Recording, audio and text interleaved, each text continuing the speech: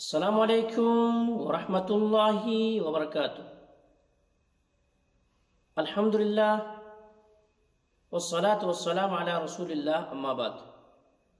محترم ناظرین و سامعین، آج میں آپ حضرات کے سامنے بیان کروں گا مسلمانوں کی قبروں کے درمیان جوتے چپل پہن کر چلنا کیسا ہے۔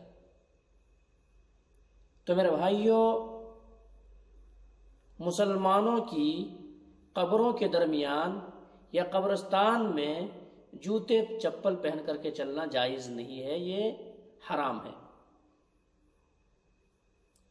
اس بات کی دلیل کیا ہے؟ سنن ابی داؤد کے اندر ایک روایت موجود ہے اور صحیح روایت ہے۔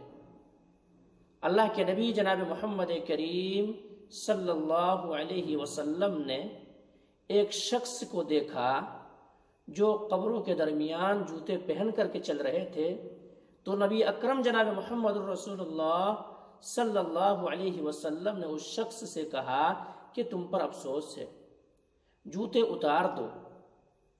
وہ شخص نے جب نبی کریم صلی اللہ علیہ وسلم کو پہچان لیا تو کیا کیا، جوتا اتارے اور اتار کر کے پھینک دیا۔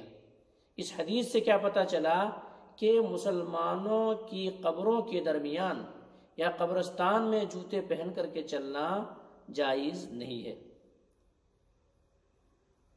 اس بات کو مزید وضاحت کرتے ہوئے علامہ حجر عسقلانی رحمۃ اللہ علیہ نے لکھا ہے کہ مسلمانوں کی قبروں کے درمیان جوتے چپل پہن کر کے چلنا مکروہ ہے، حرام ہے۔ اسی طرح حضرت امام احمد بن حنبل رحمۃ اللہ علیہ جب کسی کے جنازے کے پیچھے چلتے تھے اور قبرستان تک جب پہنچتے تھے تو قبرستان کے کچھ ہی دوری کے فاصلے پر اپنے جوتے وغیرہ اتار دیتے تھے، اس کے بعد قبرستان میں داخل ہوتے تھے۔ تو ان تمام باتوں کا خلاصہ اور نچوڑ یہ ہے کہ مسلمانوں کی قبروں کے درمیان یا قبرستان میں جوتے چپل پہن کر کے چلنا منع ہے، نہیں جا سکتے۔ اسی طرح سے اور ایک بات دیکھنے کو آیا کہ لوگ قبرستان میں جوتے چپل پہن کر کے پہنچ جاتے ہیں اور قبر تک پہنچ جاتے ہیں، اور بعض دفعہ ایسا ہوتا لا علمی کی بنا پر یا لوگ جان بوجھ کر کے، تو کوئی میں نہیں کہہ سکتا کہ جان بوجھ کر کے کوئی ایسا کرتا ہے، لا علمی کے بنا پر کیا کرتے ہیں کہ قبروں کے اوپر چڑھ جاتے ہیں جوتے وغیرہ پہن کر کے۔ وہ کیسا ہوتا ہے؟